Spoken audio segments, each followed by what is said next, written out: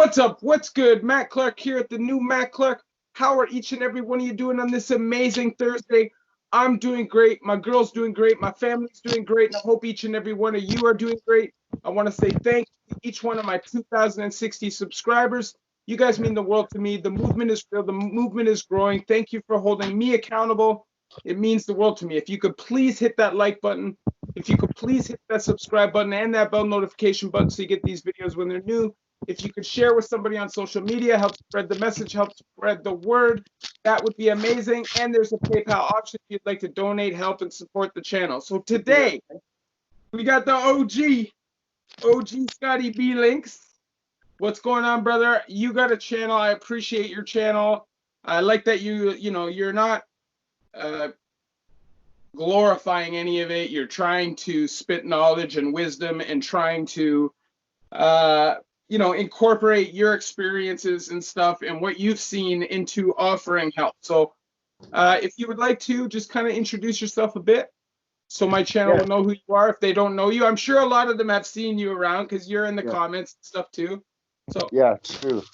How's it going? I'm OG Scotty Blynx, and the OG is just kind of poking fun and shit. Like, I'm by no means an original gangster kind of guy. I mean, if you can just see me, I'm a fucking, like, so, and sometimes I get some comments like, making fun of that. It's, well, like, come on, it's, if you watch some of my videos and my channel, I kind of poke fun and a lot of my stuff is lighthearted, but I also have, some serious stuff. I take some walks in the downtown east side, and a lot of it is because I spent many years down there, and they were hard years.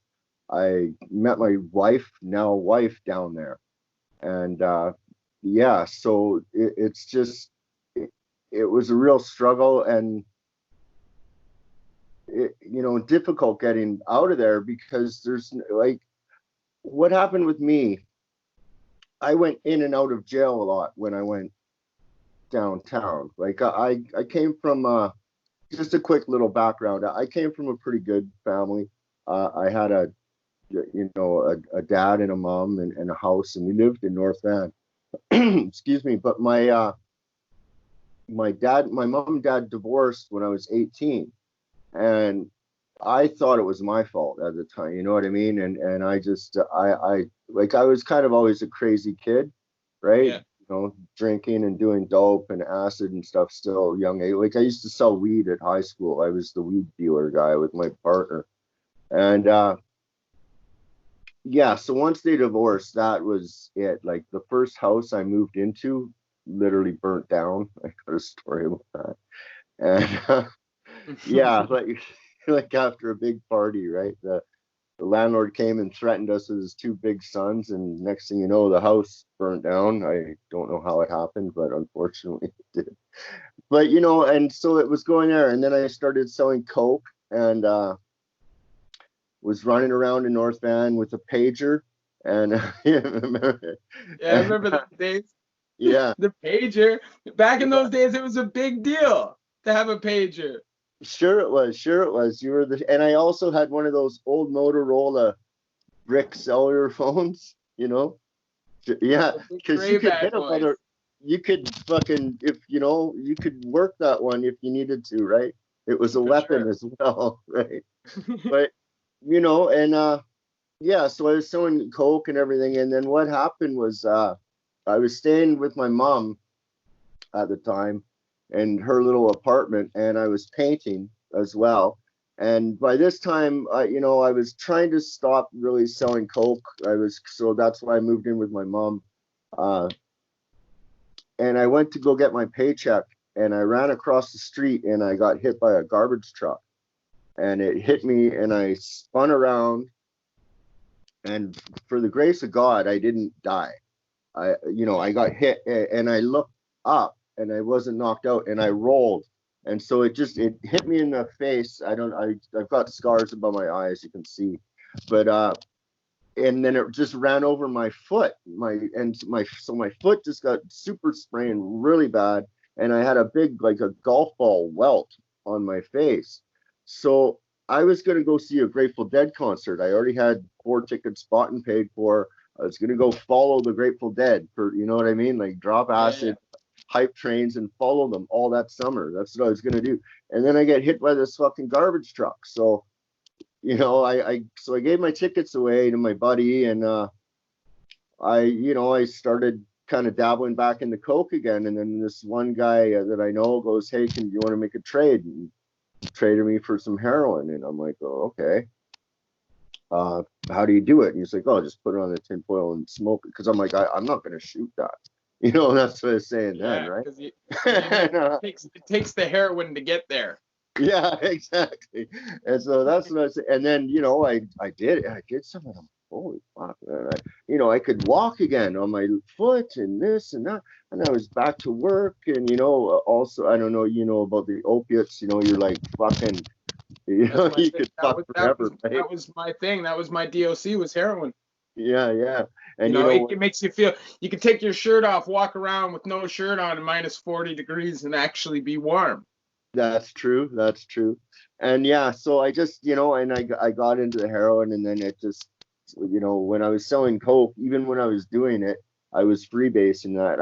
I had money, I had gold rings and all that stuff. Once I hit the downtown, that all, you know, it's slowly, and that's why I went downtown. I ended up living in a hotel room with my old dealer. The guy that I was dealing coke with in North Van, he went right fucking off the rails. And but anyways, we met back up downtown East Side, and I by this time I was just kind of walking around knocking on doors, cleaning windows and stuff like this in North Van to get money, and but I was still using. And you know, once I moved downtown, that's when I got into the crime and started boosting and that kind of thing, right? So at this point of the story, I'm basically downtown East Side, and things just progressively get worse. But now I didn't deal either when I was down there until I met this guy Jason, and him and I just kind of hung out and partnered up. And he was a slick guy, and I liked him. He was like fucking, and all the dealers on this block would cuff him. And the way it worked down there at Pigeon Park, there was like, say, 3 or 4 dealers that had the power, and then they had workers, right? And they would give you packages, and a package was basically like a 5 points of rock, right? And they give it to you for 20-30 bucks, and you sell that in 10 rocks or whatever, and then you pay them back. So so you could go on the block and pick up work, right, off people, and literally just start working. So I just kind of started hanging out with this guy, and then you know, if we went off and did whatever, I'd run into and go hit a liquor store and boost, and so make sure the bill was always paid. And then something happened with him. He went away, and so all the dealers knew me and liked me, and I was always the guy coming in with the money and that. So I was, and I'd learned this game, and I actually kind of liked it.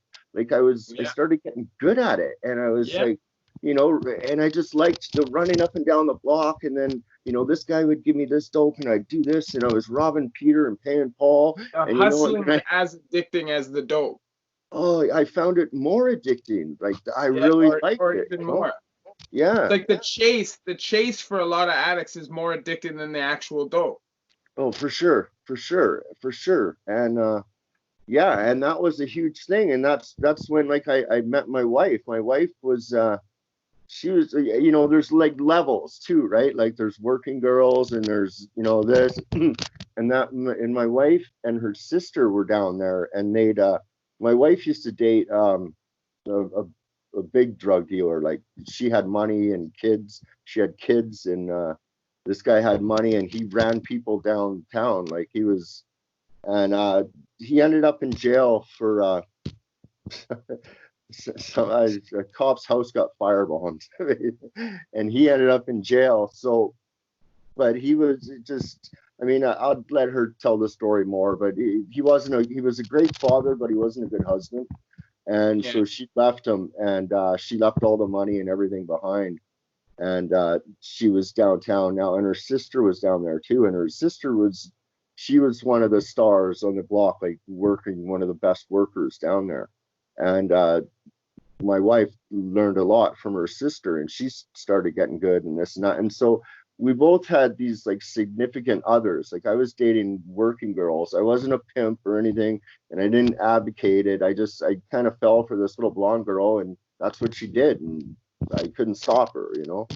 Um, Lorraine had this boyfriend that was he was like a skateboard guy. He's actually in some skate magazines, but they weren't, you know, he wasn't the best guy to her either. And we used to run off and just go off together and, you know, fool around, right? And just and this was like a long term. This happened for like 10, 15 years while we were down there. We used to just every couple months or we'd run into each other and just go and fool around. And then I was in jail, and I was reading the paper, and she was going to go meet her kids with her ex, and they were in Pigeon Park, and he got shot, and she went to go do a toke with Russell, and if he hadn't asked her to do that, she probably would have been shot too. Like it was, you know, and so her ex, he died, and like right in front of her, and that's Wow. kind of, yeah. So Yeah, I mean, tough. yeah, there's lots of stabbings down there too. Like I a know lot of, the area. Like I lived in Vancouver. I was a kid when I lived there, but I lived out there from 91 to 94. I lived oh, in Richmond, and I lived at West 59th in Granville. oh, okay, And see, I never really experienced East Hastings, but I yeah, knew about it, right? yeah, And yeah, I was just a kid. I was like yeah, 10 years old, yeah, and yeah, I knew about it. yeah, yeah, So like down here, we don't have East Hastings kind of area. We have our closest thing down here is Queen and Sherburne, but mhm, that's a crack block, not like a heroin block. So yeah, it's more like than you yeah, know it's a different world, than a heroin world, right? So yeah. See, you when know, one thing too with the downtown east side, there's about like six. I guess it was a lot more when I was there, but like Pigeon Park was kind of like the main, and then there's Oppenheimer Park, and literally at Pigeon Park there was like maybe on any day there'd be 50 people in the park, dealers, people selling stuff, people, you know, drunken people with their mouthwash, just everyone's sitting there doing their thing, you know, and like it was just at one point too, between Columbia and Main Street, there must have been 1,000 Hondurans, and you'd come down, rock para down, rock para down, rock para down. How many? How many? How many? You know, and then it's like they all migrated from Honduras for a while, and they were all up there. So even when you went to jail, there was like the Honduran pod because they were all up there, and then they started getting deported for a while. But there was this one time when that's all it was these Spanish guys,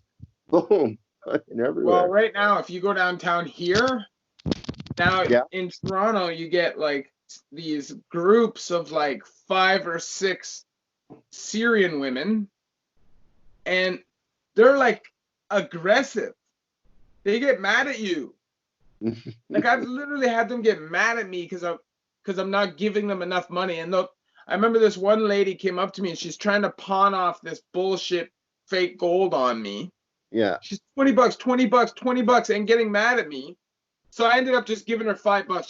Just go away, right? yeah, Like here, take the $5 and go away.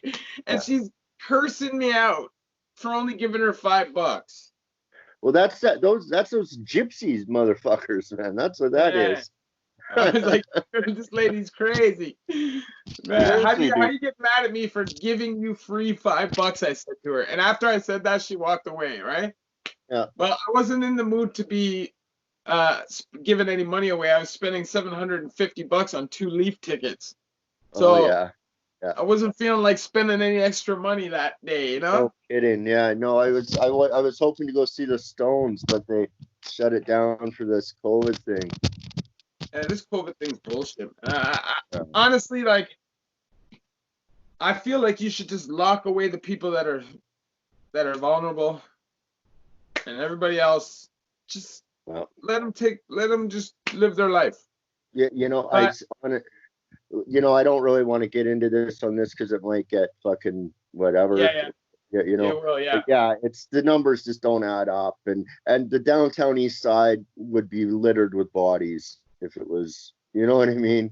Come on, Yeah. there was no social nothing. There was nothing there. Yeah. They put up fucking six what do you call it, porta potties, and some lady fucking left her baby in there, and the baby died, and then they took the fucking things out away. Well, yeah, Seriously, yeah. yeah, you know, like for fuck's sakes. I just like what I don't like is how it's like it's held up my life personally. You know, like I felt like I was at a point where I was progressing, and I feel like I'm still doing that, but I feel like because of this, and I'm not trying to take anything away from people who have lost people or anything like that, but I just feel like for me personally, it is it is holding me back now because I you know I was a couple days away from getting my license. I was literally the 25th of March. I was supposed to get my license. They shut it down on the 23rd, Wow, and that's now like I had this whole plan. It's kind of backed me up and like screwed me up, and uh, it's a lot to deal with, right? Like I'm trying to cope. In the past, you know, I would have coped with drugs. I would have ran yeah, to dope, or I would have ran to something for sure. I definitely would have just left and said, I don't want the responsibility. I don't want the problems. That's what I always did in the past. yeah. Say fuck. But It's their fault. Fuck it. You know. Yeah, I get it. exactly. But you Yeah, realize, you know, when you start getting up into your, you know, you're not 20 anymore.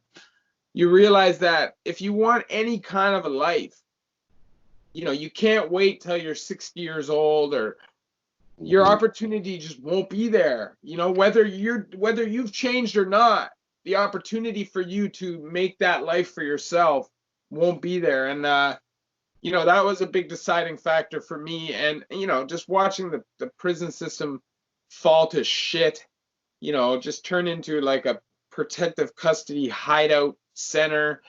And it just, you know, it just slowly started deterring me bit by bit, to the point where I honestly felt uncomfortable being in prison. And there was a long point of time where I didn't feel comfortable anywhere but in prison. Yeah, I feel My, yeah. my last bit, I was angry and fighting all the time, and I didn't feel like I belonged there. Uh, and that's what led to me changing. So what motivated you besides your wife? Because I know you have your wife and stuff, and Yeah. that's a big motivation. Okay. But Well, what drives you? What motivates you to stay sober and stay on the right path every day, and to try to motivate people to do what's good? Well, sobriety for me too is probably a little different than a lot of people. I mean, I like to have a couple beers after work, and I like to smoke my weed. So in to me, it's handling yourself, having a bank account, having, you know, being able to keep your license, having your bills paid, having all that kind of stuff. Just being basically a responsible person. Um, I never was that before. You know what I mean? I Yeah, me never either. was. Yeah, And what happened was, it wasn't like I never had that aha moment. I still haven't. You know what I mean? Like I never just said, oh, I want to change things. I ended up moving into like a homeless shelter in North yeah, Van, and it was a tiered system. So the bottom is like dorm bunks. The middle section is like rooms with two people to a room, and then the top two floors are bachelor suites. Okay, for 300, it was $400 a month for these bachelor suites. So it's like a BC housing type sort of thing. And yeah. I ended up getting into that, and so I was able to move away from the downtown east side. One, a geographical thing, which was huge. I called my boss, and I'm like, listen, you know, I'm out. I'm, you know, I'm living in North. Come on, can I get a job? And he gave me a job and I worked, and the first paycheck I got, I fucked up and I went to jail for a year. I got out. I got out, and I was able to get back into this program, and I moved. They actually moved me to the tenancy where I was paying a tenant like the 300 or whatever, 400 a month. It was supposed to be a 2-year program where they help you with a lot of things, and they kind of, excuse me, I wasn't like, they're dealing with a lot in that place, so I was just kind of mellow, and I was, by this time I was not on methadone. I'd gotten off methadone and I was just using, but I was working. So I would buy like a half ounce and then I would use it each day as I went to work. And I thought I'd be able to wean myself off because I got cut off methadone once in jail and it was horrible. It was absolutely horrible. So I was thinking, okay, I'm on methadone. I don't want to do methadone anymore. So, and I'm working, and my boss was cool with this. So basically I just started just doing heroin, but that didn't really work out. It just kind of turned into Not gonna work out. No, a long time. it's never enough. It's never enough, my friend. Yeah. So, and then Lorraine came over, and she would come over now every once in a while when she was just sick of down there or whatever, and we'd hang out and she'd stay for a couple of days here and there. And then she basically came over this one time and it basically didn't leave. And we just kind of, and I'm like, listen, I don't really want a roommate. Like, what's up? You want to get this fucking together? You know, and we just, in the beginning, we had a couple trust issues or this and that. And it's just because of where we were from. We didn't hurt each other anyway or anything like that. And just once we decided to, that, you know, let's do this, I'd gotten on the methadone with her again because, I mean, it was just economically, like, there's 2 of us now and I was the only one working. And then she was like, listen, I want to help. And I'm like, yeah, right. Okay. And I thought to myself, right. And so I went down, I got her some work boots, a vest and a hat. And I said, okay, tomorrow at 7, you got to be for safety and orientation, blah, blah, blah. And she hasn't missed a day pretty much since. And we just slowly stopped using, like, just now it was our money together and this, and you know what I mean? It just slowly stopped. And like, yeah, it was just weird. Now, like, we switched from methadone, we're on a morphine taper. We're steady and we're like at a, you know, at a plateau. And I'm not gonna lie, we've you know, fucked up once or twice here and there, but you know, it's not like yeah, I always say that you can be sober and not be in recovery, but you can be in recovery but not be sober. It depends on where you are up here. And you know, like myself personally, I never had a problem with alcohol. I still don't, never did. Yeah. I just never loved it enough to have that kind of an addiction with it. But I relate a lot to your story in a way, because I'm also, like, I met my girl in recovery. Yeah, you say not to do that, right? Yeah, and we both went into the situation not planning on being in a relationship. Yeah. And it grew organically.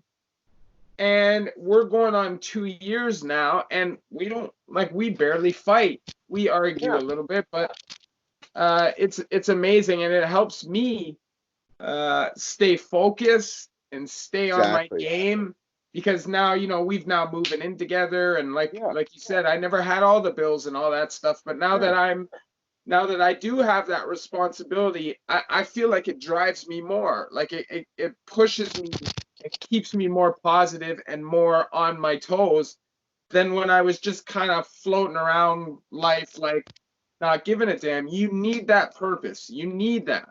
You know, 100%. And that's exactly, you know, that we're in common so much in that way, because Lorraine just, you know, gave that all to me. But, you know, she's just like, okay, take care of me, honey, let's do this, you know what I mean? And you know, and she's an amazing cook, and all, you know, it's all, but yeah, it's just, as long as, and it, and I don't want to fuck up for her. You know what I mean? I don't want to, you know what I mean? It's Well, just like that's it with me and I too. want to, You know? yeah, and I just want to make it better. But not to mention, and this is kind of a weird thing, but yeah, like she's had a fucking house and a motorcycle and a fucking car and all that kind of stuff, right? And Yeah. you know what I mean? And so she's not, doesn't love me for that. She loves me for me, and that's so cool, right? So, but I still, I don't want to let her down. You know what I mean?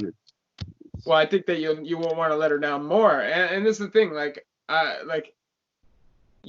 my love for my girl is so sincere and so genuine that it's just it's different. You need to create drive and purpose for yourself, right? And for me, for the longest time, my purpose was crime and Mhm. getting high. That was my purpose. Like I literally would get out. From the day I get out, I'd get high till I get arrested, and I, I do crime, and I did that literally for almost 20 years. I used And to, you don't have that aha moment, like you said. That doesn't happen. yeah, Maybe with some people who get scared straight because they get punched out by 8 guys the first time they walk into a prison cell. That kind of shit does give you an aha moment. But I never had that moment, and for me, yeah, it was a long, drawn out, painful, and really dumbass yeah, trip yeah, down yeah. excruciating long lesson lane. Well, like Like how many times have you done the same thing a million times and it ends up the same way? Just even and yeah, that's it's crazy. Like honestly, yeah, it I have so many break and enter convictions that you would say to me, like, seriously, like you're not that good at it. yeah, Like it's not that I'm not good at it, it's that I'm just so done so many. greedy. I'm Yeah. so greedy and so high by the end of it. If you look at my work at the beginning, it's great. You look at it towards the end, it's not work anymore. It's Yeah. smash and grabbing. I'm literally throwing hammers through windows and like I don't care. And Before and you and, were and part of it is because I want to be arrested because I know that's the only way it's going to end unless I die. And I a would rather be rescued, arrested, a rescued. It's called a arrested. rescued. And Yeah. I've been arrested in tears. Yeah. And it's weird because I'm not in tears because I'm sad. I'm in tears because I'm happy. Yeah. It's Yeah. so strange. That's what, like, when I got arrested this time, I had these detectives telling me that I was gonna get double digits. They'd been following me for 4 months, all this shit, and I knew that if they had what they were saying on me, like I'm getting double digits. There's no doubt about it. Yeah. And they're you know honestly, I just got lucky. The How 10 do people, the 10 people must have been Cyclops or something because I got lucky. can I I'll say ask you that. something? Yeah. How does okay, now that you've got, like, you're doing okay with your channel and that, and this, and is there any animosity or like jealousy or that from like any like of your probation officers or court or detectives Honestly, or anything? because I've been off parole now since January, Yeah, but my parole officer had no issue with me doing my channel. yeah, yeah, cool. She just said, don't say, the only thing she told me was don't say anything, no CSC people's names. Yeah, yeah. And I said, listen, I don't tell anybody's names anyways. I don't even tell guards' names. See That's the not what I'm one, gonna do. Like, there's only one guard that I feel like, maybe a handful of them, but there's one specifically that I feel like deserves having her name blasted, and her name's Margaret. And she is the biggest cunt bag who ever fucking lived. She's a rotten yeah, human being, just did that. So I don't mind blasting her, and I'm not on parole anymore, so they can't say shit. See the one, like, that was just back to some of this, the one thing about like why I started the channel too is what we were talking about is yeah, like I'm just trying to find my way and shit, and I just kind of wanted to sort of say is like, don't do a lot what I did. You know what I mean? Like, and I've told some of my little stories and this and that, but I also like to show the painting and the difference in the lifestyle between rich and poor. I like, there's a few reasons I'm doing my channel, but yeah, that's just kind of one of them too. Is like it's not good to have regrets, but yeah, if if I knew now or if I knew then what I knew now, you know what I mean, and if I can just have one kid get that, that's cool. Yeah. Like I think that's totally cool. And if if you can get it through a bit of comedy, or if you think I'm a little funny because I like to try to clown some stuff, that's good too, right? You know what I mean? Like, Yeah, for sure. Like there's at the nothing end of the wrong with day, laughter. like the end of the day, like I'm a funny person. Yeah, I like joking. I don't yeah, take life too seriously.